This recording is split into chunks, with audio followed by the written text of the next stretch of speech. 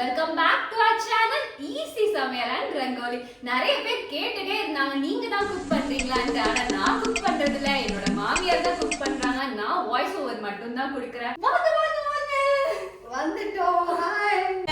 அடேங்க அப்பா, எவ்வளவு கூட்டம்! இன்னைக்கு கலெக்ஷன் எகிரிரும். எப்படி இருக்கீங்களா? இவங்க தான் மருமகன், நான் தான் மாமியார், நான் தான் குக் பண்றேன். உங்களெல்லாம் பார்க்க போற ரொம்ப சந்தோஷம், ஹாப்பியா இருக்கு.